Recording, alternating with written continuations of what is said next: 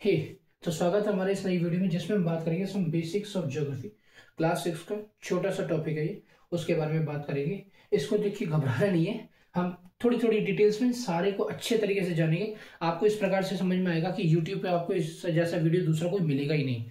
आप मुझसे खुद कॉमेंट में पूछेंगे कि सर एक बार ये वीडियो देख लिया, कोई दिक्कत नहीं हुई। तो देखिए सबसे पहले हमें ये जानना है कि ये क्या है। देखिए ये आपकी अर्थ है और अर्थ पे हमने इस प्रकार से कुछ लाइंस ड्रॉ कर रखी हैं और उन लाइंस को, उन रीजन्स को हमने कुछ नाम दे रखे हैं और उनको कुछ एंगल्स दे रखे हैं।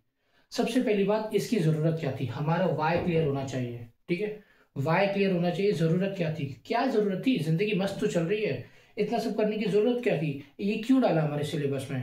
तो वाई क्लियर होना चाहिए कि एक्चुअली में सिलेबस में क्यों है, समझाना क्या चाहते हैं, टीचर क्यों पढ़ाता है, एग्जाम में क्यों पूछा जाता है। कॉम्पिटेटिव एग्जाम्स में भी आ जाता है कि ट्रॉपिक ऑफ कैंसर का एंगल कितना होता है, पूछा जा सकता है। इक्वेटर का एंगल कितना होता है, पूछा जा सकता है। नदर्न हेमिस्फीयर सदर्न हेमिस्फीयर क्या होता है, कोई फर्क नहीं पड़ता। हमें इस बात को जानना है कि ये पढ़ाया क्यों जाता है, ये आया क्यों है। तो ठीक है, ध्यान से समझिएगा। इसका आने का सबसे बड़ा कारण क्या था? आपको पता है कि आपकी जो अर्थ है वो रोटेट करती है अपने एक्सिस पे और रिवॉल्व करती है अर्थ के सन के चारों ओर। ठीक है, सन है आपका, उसके चारों ओर आपकी अर्थ चक्कर लगाएगी। अब जब सन के चारों ओर अर्थ चक्कर लगाएगी तो आपको पता है कि आपके जो मौसम बदलते हैं वो आपके सन के चारों ओर चक्कर लगाने की वजह से बदलते हैं। मतलब सन हमारे मौसमों को प्रभावित करता है, हमारे एनवायरनमेंट को प्रभावित करता है। और आपको पता है क्योंकि हम भी अपने एनवायरनमेंट की तरह ही रहते हैं। अगर हम जैसे एनवायरनमेंट में, एक ह्यूमन जैसा एनवायरनमेंट में रहेगा वैसे ही ढल जाएगा।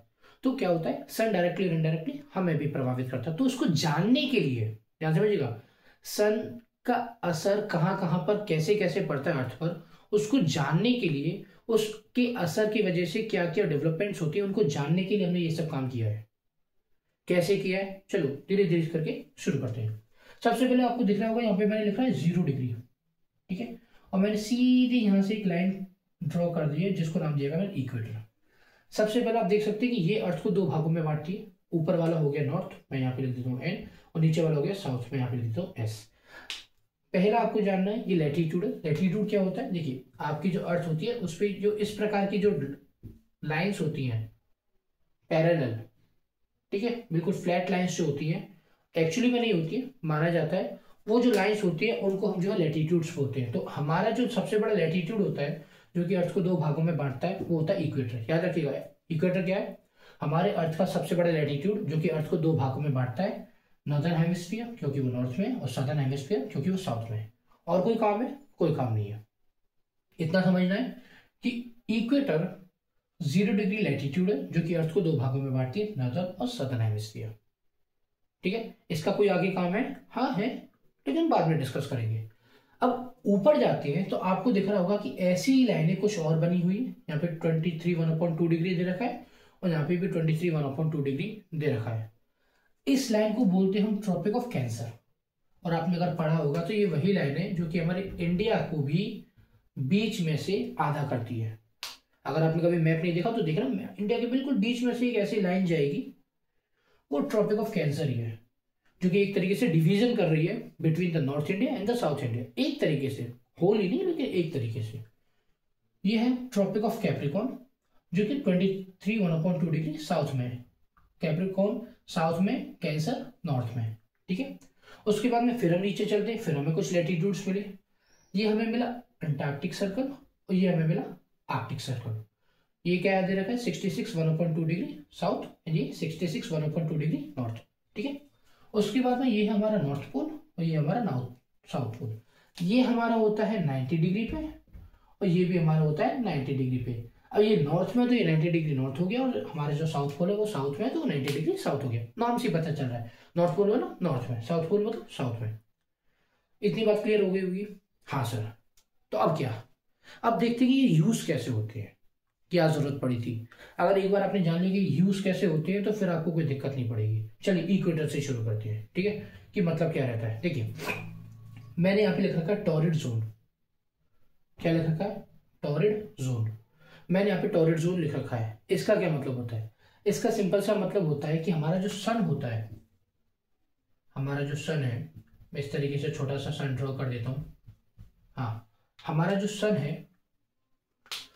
उसकी सीधी जो रेखाएं हैं, उसकी सीधी जो किरणें हैं, रेज हैं, वो हमारे इक्वेटर पे पड़ती है। ध्यान से समझिएगा, सन की सबसे ज्यादा जो गर्मी होती है वो हमारे इक्वेटर और उसके आसपास के रीजन्स में होती है, क्योंकि सन की सबसे ज्यादा जो मैं कह सकता हूँ सीधी जो रेज है, हॉरिजॉन्टल जो रेज है, वो सारी की सारी किस पे पड़ती है?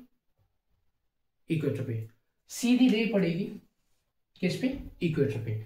ज्यादा समय तक, हमेशा नहीं बोला मैंने कहा आधे से ज्यादा समय तक, जो कहीं पे भी अगर आप देख सकते हैं कि जो सन की जो रेस पड़ेगी, वो जो एक लैटिट्यूड होगा जो कि सबसे ज्यादा वो गर्मी एक्सपीरियंस करेगा, वो हमारा इक्वेटर होगा। यही कारण है कि इसके आसपास के जितने भी रीजन्स होते हैं वहां पे क्या होता है? गर्मी भयंकर होती है, भयंकर वाली गर्मी होती है। और यही कारण है इसको क्या नाम दिया गया है? Torrid zone. क्या नाम दिया गया है? Torrid zone. तो सर इक्वेटर का क्या काम हुआ? इक्वेटर का ये काम हुआ बेटा कि इक्वेटर पे सूरज की सीधी रोशनी पड़ती है, और सूरज की सीधी रोशनी पड़ने के कारण यहाँ पे जो है गर्मी बहुत ज्यादा होती है। गर्मी बहुत ज्यादा होती है तो बरसात भी बहुत ज्यादा होती है। सिंपल सा है, आपको पता है, इवेपोरेशन, प्रेसिपिटेशन, सिंपल सी साइंस है। और यही कारण है कि यहाँ पे बरसात भी बहुत ज्यादा होती है। तो आपने सुना होगा एवरग्रीन फॉरेस्ट, बहुत बड़े बड़े जंगल, इसमें से अमेजोन एक है, वो भी इन्हीं इलाकों में पाया जाता है जिनको हम टॉरिड जोन बोलते हैं, इक्वेटर के आसपास के इलाके। यहाँ पे दो ही मौसम पाए जाते हैं, या तो गर्मी या बरसात। सर्दियां नहीं होती, बिल्कुल भी नहीं होती, थोड़ी बहुत होती होगी जब सन की मूवमेंट इधर उधर होती होगी, लेकिन यहाँ पे वैसे सर्दियां नाम की कोई चीज नहीं है। यहाँ पे सिर्फ दो ही मौसम है, एक है गर्मी, एक है बरसात। तो आपको समझ में आ गया होगा कि इक्वेटर का क्या काम है, क्योंकि इक्वेटर पे साल में सबसे ज्यादा जो सीधी रोशनी पड़ती है वो इक्वेटर पे पड़ती है, और इसके आसपास के इलाके बहुत ज्यादा गर्म रहते हैं। इसी वजह से इक्वेटर के आसपास के रीजन को इक्वेटोरियल रीजन या टॉरिड जोन रीजन बोला जाता है। बाकी क्या काम है? ये अर्थ को दो भागों में बांटती है। तो सर ये क्यों किए? Tropic of cancer, tropic of capricorn, समझ लीजिए। देखिए, अब आप थोड़ा ध्यान से समझिएगा। हमारा सन है, मान के चलिए हमारा सन है, छोटा सा सन है। हमारा सन मूव नहीं करता है, लेकिन हमारी अर्थ मूव करती है। ठीक है, आपको पता होगा सन तो वही है, वही रहेगा। Sun is the head of the solar system, वो तो वही रहता है, लेकिन अर्थ और बाकी के जो प्लेनेट्स होते हैं वो सन के चारों तरफ रिवॉल्व करते हैं। उस रिवॉल्यूशन की वजह से क्या होता है कि सन की जो मूवमेंट है उनमें बदलाव आते हैं। मतलब क्या है? मतलब मेरा ये है, ध्यान से समझिएगा, कि जब मैं थोड़ा इसको रफ कर देता हूं, कि जब हमारे सन की सीधी जो रेज है वो इक्वेटर पे पड़ती है, तो आपको पता है कि जो दिन और रात होते हैं वो नॉर्दर्न हेमिस्फीयर और सदर्न हेमिस्फीयर दोनों में बराबर होते हैं। ठीक है, इसको बोलते हैं इक्विनॉक्स। आपने सुना भी होगा इक्विनॉक्स। हाँ, इक्विनॉक्स क्या होता है? सिंपल सी बात है, इक्विनॉक्स क्या होता है कि जब इक्वेटर पे सूरज की सीधी रेखाएं पड़ती हैं, हॉरिजॉन्टल पूरी की पूरी रेखाएं जो है वो इक्वेटर पे पड़ती है, तो क्या होता है कि इक्वेटर उसके आसपास के जो रीजन्स होते हैं वहां पे दिन और रात बराबर होते हैं। मतलब अर्थ के ऊपर नॉर्दर्न हेमिस्फीयर में और अर्थ के नीचे सदर्न हेमिस्फीयर में, क्योंकि सूरज बीच में है तो जितनी रोशनी उसको मिलेगी उतनी रोशनी इसे मिलेगी। तो नॉर्दर्न में भी उतनी रोशनी रहेगी, सदर्न में भी वही रोशनी रहेगी। तो इसका मतलब क्या होता है कि हमारे जो डे एंड लाइट होते हैं, डे एंड नाइट जो हमारे होते हैं वो 12-12 आवर्स के होते हैं। ठीक है, ये 2 बार साल में घटनाएं घटती हैं, इसको हम बोलते हैं इक्विनॉक्स। क्या बोलते हैं? इक्विनॉक्स, याद रखिएगा। और ये जो इक्विनॉक्स होती है ये हमेशा आपके होते हैं मार्च में और सितंबर में। देखिए, अब अगर मार्च में और सितंबर में होती है तो सर ये क्या बताती है? एग्जैक्टली आपको पता है इंडिया में होली आ जाती है मार्च के लगभग, और होली जब आती है तो आपको पता है कि हमारे यहाँ पे माना जाता है, इंडिया में माना क्या जाता है, आता ही है, गर्मी आ जाती है। इसका मतलब क्या है कि जब भी इक्विनॉक्स होता है वो हमारे लिए सबसे पहले लेके आती है स्प्रिंग, बसंत पंचमी।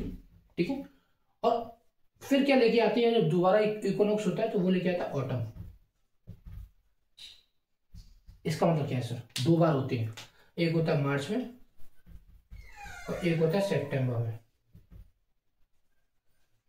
ध्यान समझिएगा, आप 2 बार होते हैं, मतलब सूरज की सीधी किरणें इक्वेटर पे 2 बार पड़ती है। पहली पड़ती है मार्च में जो शुरुआत करती है स्प्रिंग की, मतलब गर्मियों की, और दूसरी होती है सितंबर में जो शुरुआत करती है ऑटम की, मतलब सर्दियों की।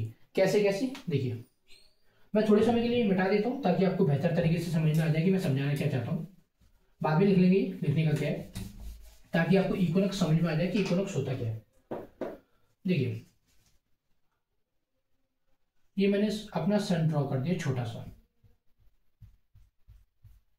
ठीक है। अब ये जो सन मैंने जो ड्रॉ किया है, मार्च में सीधा कहां पे पड़ रही है रे, आप देख सकते हैं सीधी रे जो पड़ रही है वो आपकी पड़ रही है इक्वेटर और उसके आसपास के रीजन्स की, जरूरी नहीं इक्वेटर पे, इक्वेटर और उसके आसपास के रीजन्स की, ठीक है। क्योंकि इक्वेटर नाम की कोई जगह या फिर कोई लाइन अर्थ पे है नहीं। तो मैं आपको समझाना क्या चाहता हूँ, समझाना ये चाहता हूँ कि इक्वेटर और उसके आसपास के रीजन्स पे सूरज की सीधी रोशनी पड़ रही है। मार्च का महीना है और अब क्या होगा, सन मूव करेगा। सन मूव करेगा का मतलब क्या होता है कि अब अर्थ की मूवमेंट की वजह से सूरज की जो रोशनी है वो धीरे धीरे ऊपर जाएंगी। कहां पर, इधर। अब इधर आपका सूरज आ चुका है, धीरे धीरे होता है बेटा ये काम। और ये कहां पे आ चुका है, सीधा ट्रॉपिक ऑफ कैंसर पे। ये मैं यहां पे ले देता हूं कैंसर। कैंसर वैसे हुआ नहीं है किसी को, ट्रॉपिक ऑफ कैंसर, इसको मकर रेखा बोलते हैं हिंदी में। आई थिंक मकर रेखा बोलते हैं इसको हिंदी में, या कर्क रेखा बोलते हैं, I don't know, I think कर्क रेखा बोलते हैं इसको हिंदी में। ट्रॉपिक ऑफ कैंसर को कर्क रेखा बोलते हैं और ट्रॉपिक ऑफ कैप्रिकॉर्न को मकर रेखा बोलते हैं। अगर कोई हिंदी मीडियम का स्टूडेंट है तो वो मुझे प्लीज कमेंट में बता दीजिएगा कि मैं सही बोल रहा हूँ नहीं, कि ट्रॉपिक ऑफ कैंसर को कर्क रेखा, ट्रॉपिक ऑफ कैप्रिकॉर्न मकर रेखा, और ये जो इक्वेटर है वो आपकी होती है भूमध्य रेखा। I think I am right. अब आपका जो सूरज है वो मार्च में मूव करना शुरू करता है ऊपर। मतलब क्या है मेरा, कि अर्थ की टिल्ट की वजह से सूरज की रोशनी कहां पे आ जाती है, ऊपर। सूरज मूव नहीं करता, लेकिन अर्थ के टिल्ट की वजह से, उसके रोटेशन एंड रिवोल्यूशन की वजह से अब धीरे धीरे धीरे धीरे जो सीधी रेखा है, जो सीधी रेखा इन द सेंस सीधी जो किरणें हैं वो इक्वेटर पे बढ़ रही थी, वो कहां पे आ जाती, ट्रॉपिक ऑफ कैंसर पे, कर्क रेखा पे, ठीक है। और इसको आने में लगभग लग जाता है मई। मई का एंड होता है और आई थिंक जून की शुरुआत होती है, या जून स्टार्टिंग में होता है और मई का एंड होता है। और सूरज धीरे धीरे धीरे धीरे जब ऊपर आ जाता है तो क्या होता है, यहां पे पूरा रह जाता है। रह जाने का मतलब क्या होता है कि ज्यादा गर्मी नॉर्दर्न हेमिस्फीयर फेस करता है as compare to southern hemisphere. सही बात है। अब सूरज धीरे धीरे ऊपर आएगा, मई का एंड हो गया, जून स्टार्टिंग में हो गई, तो क्या हो गया, अब सीधी जो सूरज की रोशनी है वो ट्रॉपिक ऑफ कैंसर पे पड़ेगी, कर्क रेखा पे पड़ेगी। आपको पता है कर्क रेखा भारत के बीच में से जाती है। इसका अंदर क्या होता है कि जो नॉर्दर्न हेमिस्फीयर होता है, नॉर्दर्न हेमिस्फीयर होता है, उसमें क्या आ जाती है, गर्मी आ जाती है। गर्मी का मतलब क्या होता है, समर। अब जैसे ही यहाँ पे नॉर्दर्न हेमिस्फीयर में गर्मी आती है, उसका उल्टा कर दो, सूरज ऊपर, इससे दूर सदर्न हेमिस्फीयर से, तो वहां पे क्या आ जाएगी, सर्दी। समझ में आ रहा है। मतलब क्या है, इनका मरने करने का मतलब क्या था, ताकि हमारे मौसमों के बारे में हम कर सके, हम अपना कैलेंडर उसी हिसाब से एडजस्ट कर सके। हमारे त्योहार आपको पता मौसमों के हिसाब से आते हैं। हाँ, गर्मियों में होली आती है, सर्दियों में आपको पता है कि हमारी दिवाली आती है, और आपको पता है जो हमारे ऑटम वगैरह होती है उनमें भी अलग अलग तरीके के फेस्टिवल्स आते हैं, आते ही नहीं आते। स्प्रिंग में बसंत पंचमी आती है। तो हमारे त्योहार वगैरह को एडजस्ट करने के लिए, सन की मूवमेंट को कैप्चर करने के लिए और उसी हिसाब से अपना कैलेंडर बनाने के लिए ये सारी की सारी व्यवस्थाएं की गई थी। आई होप आपको समझ में आ गया होगा इतना। अब आगे बढ़ते हैं। जैसे ही सन ऊपर गया, ट्रॉपिक ऑफ कैंसर पे उसकी लाइट्स पड़ने लगी, नीचे क्या हो गया, सन की रोशनी पड़ रही है, लेकिन कैसी है, स्लैंटिंग। स्लैंटिंग ना थोड़ा बहुत आ रही है, इतना आ रही है कि बस सूरज नाम का निकल जाए और थोड़ा दिन हो जाए। मतलब क्या होता है इसका, नहीं कि वहां पे आ गई विंटर। क्या आ गई, विंटर। अब देखिए सन ऊपर गया, ट्रॉपिक ऑफ कैंसर पे पड़ रहा है, मई का एंड, जून का स्टार्टिंग, नॉर्दर्न हेमिस्फीयर, इंडिया में वही। आपको पता है कि इंडिया में जून जुलाई में गर्मी पड़ती है, गर्मी आ गई, तो नीचे क्या है, सर्दियां। सिंपल सी बात है। जब सूरज की सीधी किरणें ट्रॉपिक ऑफ कैंसर पे पड़ती है बेटा, तो इसको बोलते हैं हम समर सोल्स्टाइस। समर सोल्स्टाइस, ध्यान समझिएगा। जब सूरज की सीधी किरणें ट्रॉपिक ऑफ कैंसर पे पड़ती है नॉर्दर्न हेमिस्फीयर में, तो उसको बोलते हैं समर सोल्स्टाइस। मतलब क्या होता है, गर्मियां शुरू हो जाती हैं, और इन गर्मियों में आपको पता है कि ये जो 20 से 22 जून के बीच की जो डेट होती है, जो कि जोग्राफर्स और साइंटिस्ट ने निकाली है, ये वो टाइम होता है जब गर्मियों में हम सबसे बड़े दिन एक्सपीरियंस करते हैं। ठीक है। अब थोड़ा इस सूरज को थोड़ा नीचे ला के देखते हैं। ठीक है, नीचे लेके आ जाते हैं।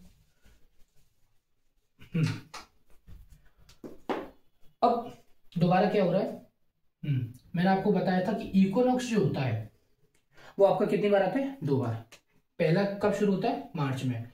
इक्विनॉक्स मार्च में क्यों शुरू होता है, क्योंकि मार्च में ही धीरे धीरे धीरे धीरे करके सन ऊपर जाना शुरू करता है। मतलब सूरज की जो रेखा है, जो कि अब तक जो है सीधा पड़ रही थी कहां पर, इक्वेटर पे, वो ट्रॉपिक ऑफ कैंसर पे जाना शुरू करती है। ठीक है। दूसरा इक्विनॉक्स मैंने आपको बताया था पड़ता है सितंबर में।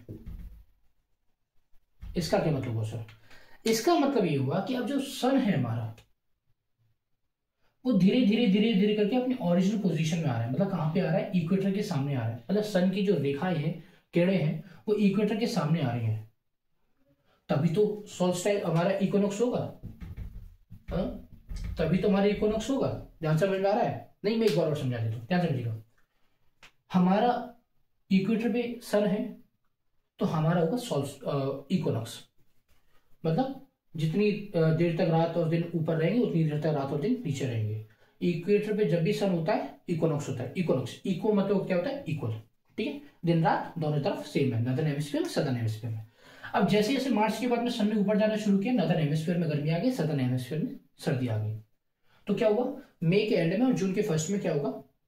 हमारा जो सन है वो पूरी तरीके से ट्रॉपिक ऑफ कैंसर के ऊपर आ जाएगा और हम यहाँ पे बहुत ज्यादा भयंकर वाली गर्मियां और लंबे लंबे दिन एक्सपीरियंस करना शुरू कर देंगे because of the tilt of the earth. ये बात क्लियर है? अब क्या होता है, धीरे धीरे धीरे धीरे करके क्या होता है, सन अपनी ओरिजिनल पोजीशन में आ जाता है। मतलब कहां पे आ जाता है? इक्वेटर के पास आ जाता है। महीना लग जाता है अब हमारे कैलेंडर के हिसाब से सितंबर। और सितंबर में जैसे मैंने आपको पहले बताया, पहला इक्विनॉक्स पड़ता है मार्च में और दूसरा कहां पे पड़ेगा? सितंबर में। तो सितंबर में हमारा दूसरा इक्विनॉक्स पड़ता है। अब इसका क्या मतलब होता है? इसका मतलब होता है कि हमारा एक और मौसम आता है, वो होता है ऑटम, पतझड़ का मौसम। पतझड़ बोलते हैं, काफी अच्छा मौसम होता है। जो शुरुआत होती है सर्दियों की। क्या होती है? सर्दियों की। किसके लिए? नॉर्दर्न हेमिस्फीयर के लिए। क्यों सर? सदर्न के लिए क्यों नहीं? क्योंकि अब जो है हमारा जो सूरज है वो नीचे जाएगा बेटा। अब जो हमारा सूरज है वो यहाँ पे आएगा, नीचे की तरफ आएगा और सारी की सारी मैं कह सकता हूँ जो सीधी रेज है वो पड़ेंगी ट्रॉपिक ऑफ कैप्रिकॉर्न के ऊपर, मतलब मकर रेखा वाली रीजन के ऊपर। इसका मतलब क्या हुआ? इसका मतलब ये हुआ कि सितंबर के में इक्विनॉक्स के बाद में धीरे धीरे धीरे धीरे सूरज मूव करना नीचे शुरू करेगा और यहां पे पहुंच जाता है कुछ नवंबर के लास्ट में, नवंबर लास्ट एंड जो दिसंबर होता है उसके फर्स्ट वीक के आसपास, दिसंबर फर्स्ट वीक। अब आपको पता है कि नवंबर के लास्ट में और दिसंबर के फर्स्ट वीक में क्या होता है, हमारा जो सन होता है वो ट्रॉपिक ऑफ कैप्रिकॉर्न के ऊपर आता है, सॉरी ट्रॉपिक ऑफ कैप्रिकॉर्न के ऊपर आता है। ठीक है, अब यहाँ पे गर्मी पड़ेगी क्योंकि सूरज की सीधी रोशनी कहाँ पे पड़ रही है? मकर रेखा पे। तो सर इसका क्या? नॉर्दर्न में। तो आप पता है और आपको पता भी होना चाहिए, पता क्या यूजुअली सबको पता ही रहता है कि जब सूरज यहाँ पे रहता है नवंबर के लास्ट और दिसंबर के फर्स्ट वीक में, जब यहाँ पे क्या पड़ता है? Winter solstice.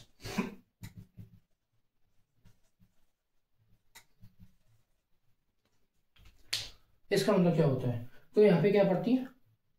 सर्दियां। क्या पड़ेगी? सर्दियां। किसके लिए? अपने लिए नहीं तो इनके लिए। समझे कि नहीं समझे? समझाता हूं दोबारा, ध्यान समझिएगा। थोड़ा इसको उल्टा करते रहिएगा कि अब हमारे अर्थ ने, अब हमारे सन ने मूव करना शुरू कर दिया नीचे, तो यहाँ पे गर्मी पड़ेगी सन की वजह से, तो ऊपर का इलाका खाली रह जाएगा। वहां पे भी किरणें पड़ेंगी, वहां पे भी एक्चुअली में सन जो है अपनी रेस डालेगा, लेकिन स्लैंटिंग रेस होगी।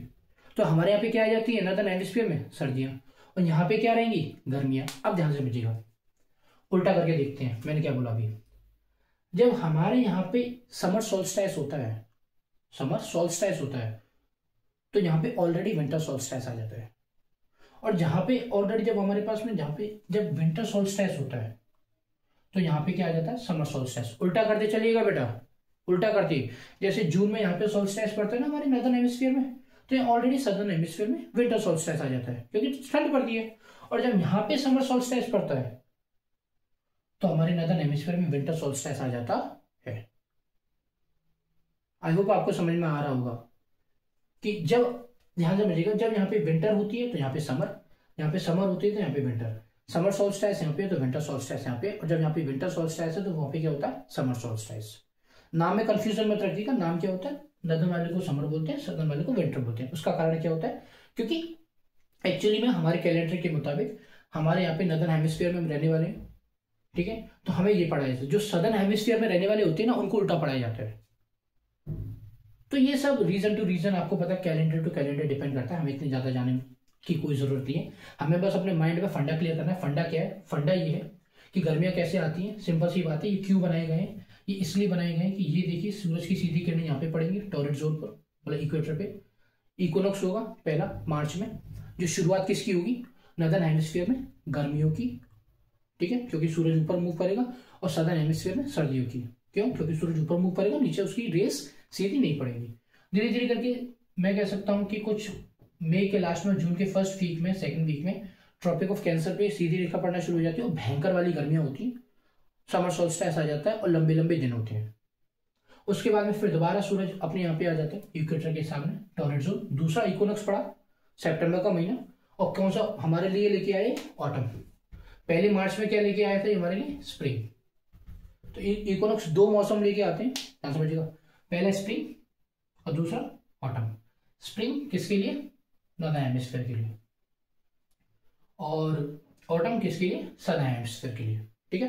क्योंकि स्प्रिंग नॉर्दर्न हेमिस्फीयर के लिए क्यों? क्योंकि वो मार्च में गर्मी आने वाली है, और समर और ऑटम इसके लिए क्यों? सदर्न हेमिस्फीयर के, क्योंकि वो सर्दी आने वाली है। उसके बाद में क्या पड़ता है हमारा? सोल्स्टिस। सोल्स्टिस कब पड़ता है? एक पड़ता है हमारा जून में। जून में क्यों? क्योंकि सीधी रेखा पड़ने लग जाती है ट्रॉपिक ऑफ कैंसर पे। एक पड़ता हमारा दिसंबर में। क्यों? क्योंकि सीधी रेखा पड़ने पर लग जाती है हमारे ट्रॉपिक ऑफ कैप्रिकॉर्न पे। उल्टा सीधा हो जाएगा, कोई बात नहीं। इसी वजह से ये सारी की सारी व्यवस्थाएं की गई हैं। इनको बोलते थे टेम्परेट जोन। टेम्परेट का मतलब क्या होता है सर? टेम्परेट का मतलब कुछ नहीं होता, सिंपल है। ये वो रीजन होते हैं यहाँ पे अर्थ की जो है टिल्ट पोजीशन की वजह से सूरज की सीधी किरणें नहीं पहुंच पाती है, तो यहाँ पे गर्मी रहती है, लेकिन ज्यादातर जो मौसम रहता है वो मॉडरेट रहता है। वेजिटेशन जो रहती है मॉडरेट रहती है और ज्यादातर ठंड रहती है।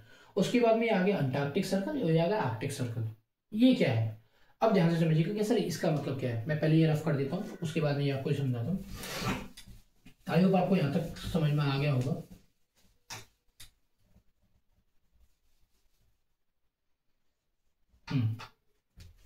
देखिए एक बात ध्यान से समझिएगा, ये आपकी कैप्रिकॉर्न है